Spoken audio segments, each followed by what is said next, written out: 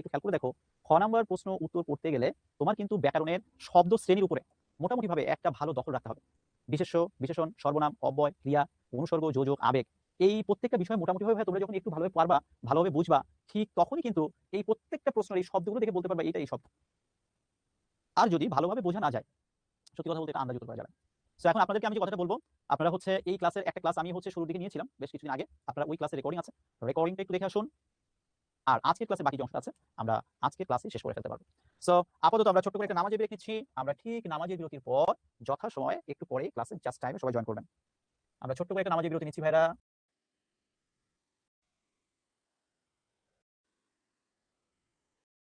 বিশেষায়িত করা এর ইংরেজি হচ্ছে মডিফাই করা। তো আমি বলতে পারি করতে পারি, কেমন? তো চলুন তাহলে আমরা আমরা আজকে আমাদের যে ক্লাসের যে মূল আলোচ্য বিষয়, সেই আলোচ্য বিষয়ে আমরা গতদিন ক্লাসে যা আলোচনা করেছিলাম ওটার বাইরে যে আমরা আজকে বেশ কয়েকটা পদ নিয়ে আলোচনা করব। তো আমি শুরুতেই হচ্ছে সবচেয়ে গুরুত্বপূর্ণ যে টপিকটা রয়েছে, একেবারে শুরুতে যে টপিকটা রয়েছে মোস্ট ইম্পর্টেন্ট, আমি সেটাতে একটু আপনাদেরকে নিয়ে যেতে চাচ্ছি। তারপরে অন্য কোনো কিছু আলোচনা করা যাবে। আজকে ক্লাসে যেহেতু ক্রিয়া বিশেষণটা সবচেয়ে বেশি গুরুত্বপূর্ণ, সো আমাদের উচিত হবে ক্রিয়া বিশেষণটা সবার আগে একটু গুরুত্ব দিয়ে পড়া। তারপরে বাকি যেগুলো আছে এটা খুব অল্প সময় লাগবে, ঠিক আছে? যেহেতু অনেক অল্প সময় লাগবে, সো যে আমরা ওখানে বেশি সময় দিচ্ছি না। আমরা এই ক্রিয়া বিশেষণটা হচ্ছে খুবই গুরুত্বপূর্ণ এবং আমাদের ছেলেমেয়েরা এটা ভুল করে যে কোনোভাবে। তো যেহেতু তারা ভুল করে, আজকে আমরা এমনভাবে পড়বো যাতে আর কোনোদিন ভুল না হয়। তো শুরুতেই বলে রাখি যে ইংরেজিতে যেটাকে আমরা বলি অ্যাডভার্ব, বাংলায় হচ্ছে ঠিক সেটাই ক্রিয়া বিশেষণ। এটা হচ্ছে প্রথম কথা। তো ইংরেজিতে যারা আমরা অ্যাডভার্বটা বুঝি, আমরা ধরে নিচ্ছি আমরা ক্রিয়া বিশেষণ আরো অনেক সহজে আসতে বুঝতে পারবো।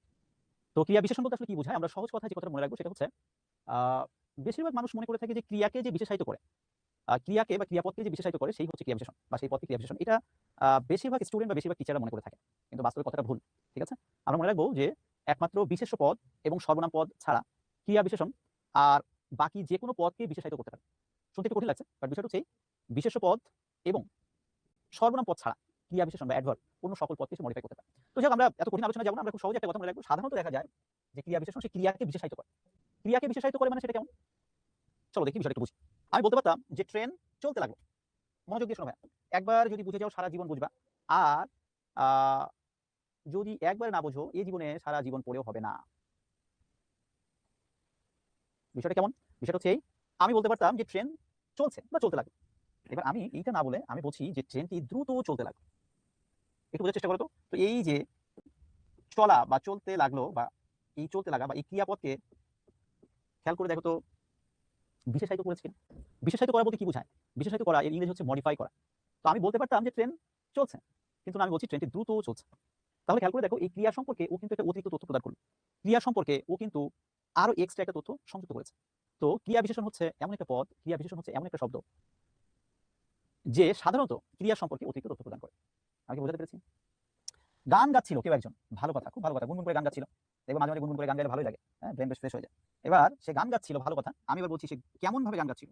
গুনগুন করে গান গাচ্ছিল। তো এত কিছু বোঝার দরকার নেই ভাই, একেবারে সোজা কথায় যদি আমি বলি, ক্রিয়াপদকে সে বিশেষায়িত করেছে, সেই জন্য হয়ে গেছে ক্রিয়া বিশেষণ। এখন আমি আপনাদের জন্য একটু শর্টকাটে একটা নিয়ম একটু লিখে দিচ্ছি, আপনারা দয়া করে একটু খাতায় লিখে রাখেন। কেননা আমি এখন যেটা লিখে দিব এই শর্টকাট টেকনিক দিয়ে আপনার পরীক্ষা উত্তর করে আসতে হবে। তা না হলে এই যে ক্রিয়া বিশেষণের বিভিন্ন শ্রেণীবিভাগ রয়েছে, এই সব শ্রেণীবিভাগ আপনার পরীক্ষায় লেখার প্রয়োজন নাই। ক্রিয়া বিশেষণকে 5 ভাগে ভাগ করা যায়, ধরনবাচক, কালবাচক, স্থানবাচক, সংযোজক, এগুলো আপনার লাগবে না। পরীক্ষায় শুধু আপনি উত্তর করে আসবেন যে এই শব্দটা ক্রিয়া বিশেষণ, বাস, এটা হলেই হচ্ছে। আর এই যে বাকি কোনটা ধরনবাচক কোনটা সংযোগবাচক এটা আপনার লাগবে না। আমি কি বোঝাতে পেরেছি? সোজা কথায় আপনি পরীক্ষা হলে একটা প্রশ্ন এসেছে, সেই প্রশ্নের নিচে বা ওই বাক্যটার নিচে একটা শব্দের দাগ দেওয়া, সেই দাগানো শব্দটা যদি ক্রিয়া বিশেষণ হয় আপনি যদি লিখে আসতে পারেন, বাস, এর বাইরে আর কিছু লাগবে না। আমি কি বোঝাতে পারছি বিষয়টা? দেখো এবার আমি আপনাদেরকে যে শর্টকাটে যে বিষয়টা একটু লিখে দিচ্ছিলাম, আপনারা দয়া করে সেটা একটু লিখে রাখুন। লিখুন, এটা একটু লিখে রাখতে হবে ভাই, তা না হলে আপনার মস্তিষ্কে থাকবে না।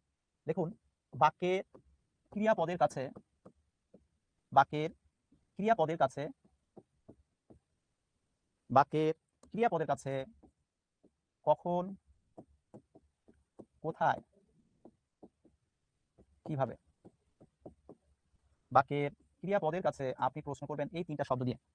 বাক্যের ক্রিয়াপদের কাছে কখন, কোথায়, কিভাবে দিয়ে প্রশ্ন করে